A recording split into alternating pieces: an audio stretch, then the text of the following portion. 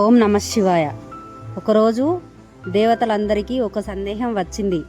ఎందుకు మహాశివుడు బంగారం కాదు, పూలు కాదు, విభూతినే ధరించుకుంటాడు అని ఆశ్చర్యపోయారు. ఆ సందేహానికి సమాధానం తెలుసుకోవడానికి దేవర్షి నారదుడు శివుని వద్దకు వెళ్ళాడు.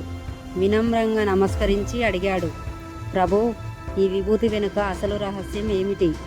శివుడు చిరునవ్వు నవ్వాడు. ఆ తర్వాత నెమ్మదిగా చెప్పడం ప్రారంభించాడు.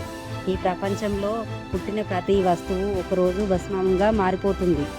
రాజులు, సంపదలు, అహంకారం, శరీరము అన్నీ చివరికి బూడిదగానే మిగులుతాయి అని చెప్పి శివుడు తన చేతిలో కొద్దిగా విభూతిని తీసుకున్నాడు.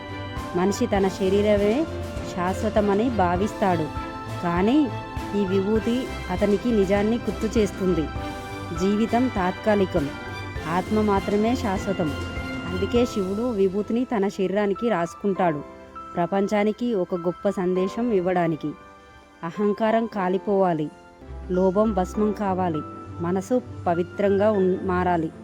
కానీ విభూతి వెనుక ఇంకొక గొప్ప కథ కూడా ఉంది. ఒకసారి కామదేవుడు శివుని ధ్యానాన్ని భంగం చేయాలని నిర్ణయించాడు. దేవతల కోరికతో అతడు పుష్పబాణాన్ని శివుడిపై ప్రయోగించాడు. ధ్యానం భంగం కావడంతో శివుడు కోపంతో తన మూడో కన్ను తెరిచాడు. ఆ కన్ను నుంచి వచ్చిన అగ్నిజ్వాలల్లో కామదేవుడు భస్మమయ్యాడు.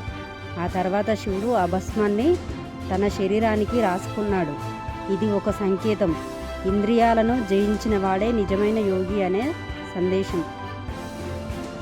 అప్పటి నుండి విభూతి శివుడి గుర్తుగా మారింది. భక్తులు కూడా నుదుటిపై విభూతి ధరించుకోవడానికి కారణం ఇదే.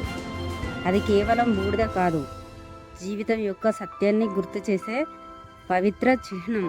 శరీరం నశిస్తుంది, కానీ ఆత్మ ఎప్పటికీ నశించదు. ఓం నమ శివాయ.